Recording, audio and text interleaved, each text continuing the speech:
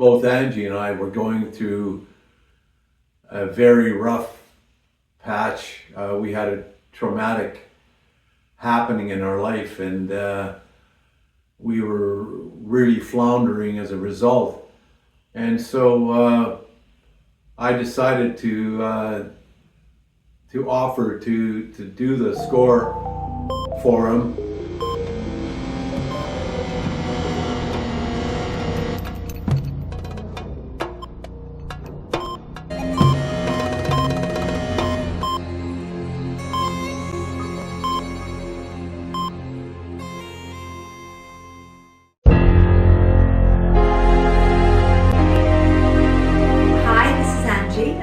And we're from Angie and Tony's Creative Retirement.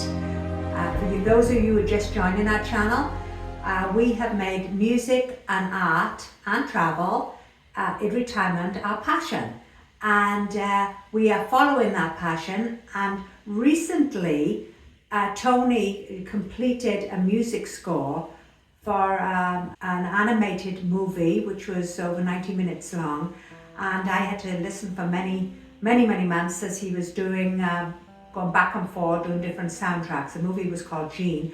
And I wanted to talk to Tony a little bit about the movie and how he came to record a movie. Well,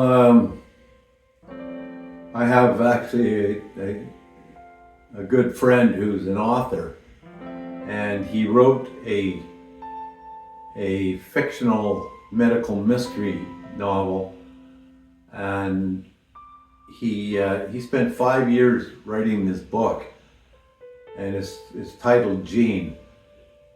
And about 3 years after he finished that, 3 years went past, and I was over at his place, and he showed me that he was making a movie out of his novel, Jean, into an animated 90-minute full-length movie.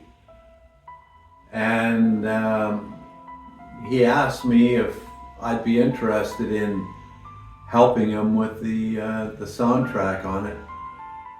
And at the time, both Angie and I were going through a very rough patch. We had a traumatic happening in our life, and we were really floundering as a result. And so I decided to offer to do the score for him. So I'm going to join Tony in his studio now. And as you can see from this, we have a lot of instruments here. Got slide guitars. I don't know where the saxophones have gone, where they are. But I'm going to go and talk to Tony about the recording of this, because when he was recording it, he had headphones on, and I couldn't hear anything, right? So coming from this, so I want to know a little bit about how he was recording this. Hi, Tony. So anyways, it all started out in the movie was in sections. So there was 7 masters to the whole movie, and each master was a section of the movie in sequence to one another. In other words, the first master was the start of the movie, the last master was the end of the movie, and all the other ones in between. So I'd take one of these masters, and I would watch it, and I'd watch it and watch it, and I'd be playing around with sounds in my head and thoughts of where I'd like to go with it, and then I would start to create 1 minute by 1 minute the sounds that I wanted to use to embellish the video portion of the movie. So when Tony was playing, I would hear, he had his headphones on and he can hear what's being played, but I can't hear what's being played at all. So obviously when he's recording and singing and playing, I have no idea. And every so often I get a little grunt from him. So Tony, what are you working on here? I think the question you're asking is, how does this creative process work? Yes, I think that's the question. And you're also asking, why am I making these funny noises? Okay.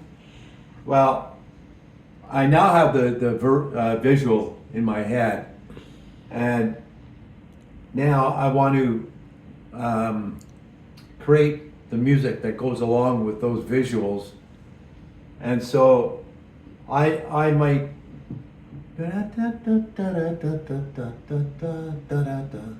no.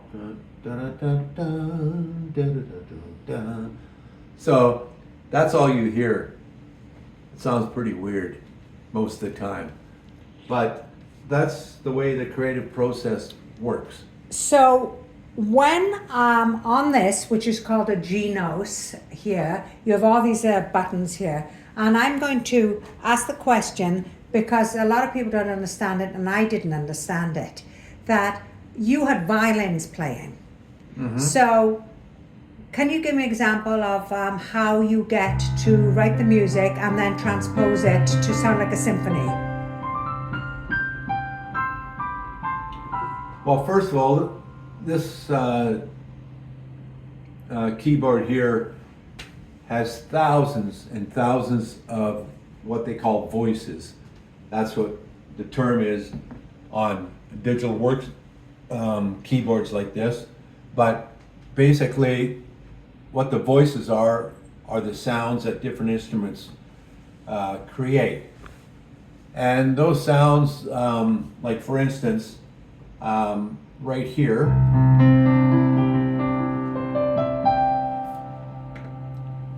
is the sound of a concert grand piano. An 8-foot Yamaha grand piano is what it's.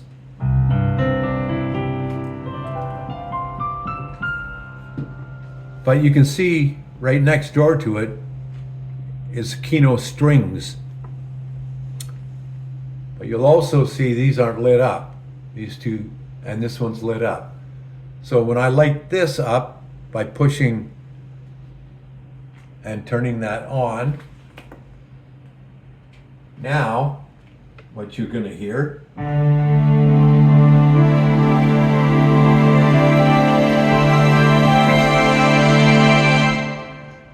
you're going to hear strings added to that.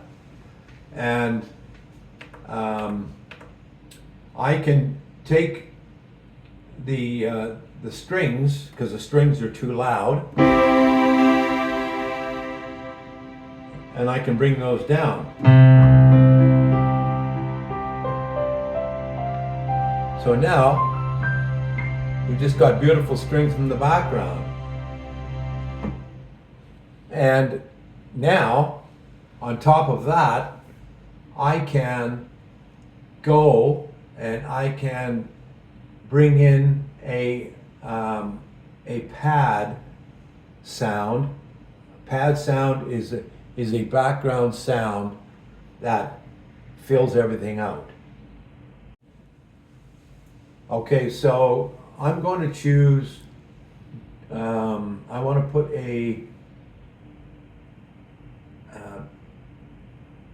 what they call a dreamy vox on top of the piano, on top of the strings, and so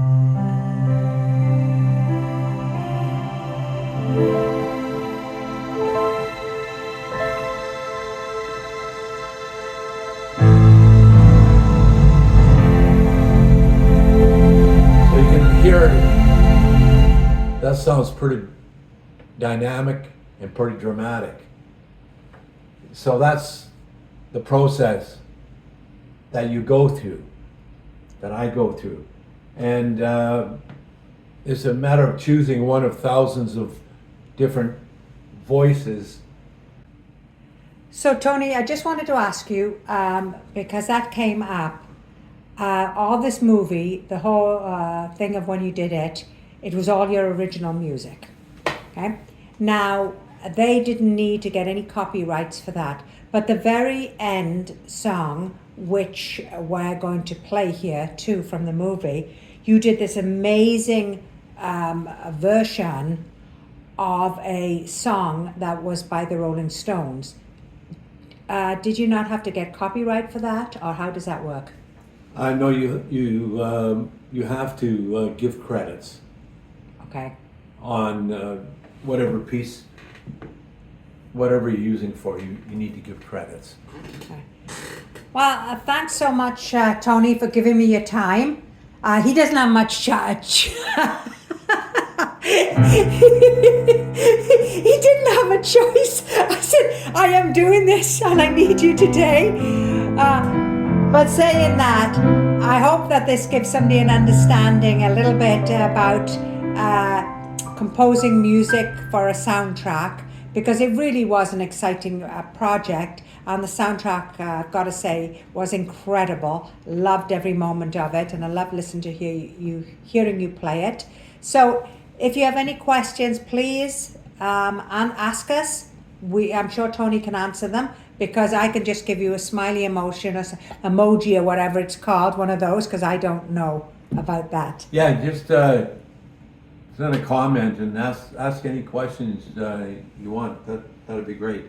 So hi, I'm Angie and this is Tony, and we're here with Process Art Discovery. So if you like what you saw, just press that subscribe button, press that like button, press that notification button, and if you want to press the microwave button too, press that. I don't know why you do that, because you should be pressing the subscribe button. You can't always get what you want. What you want.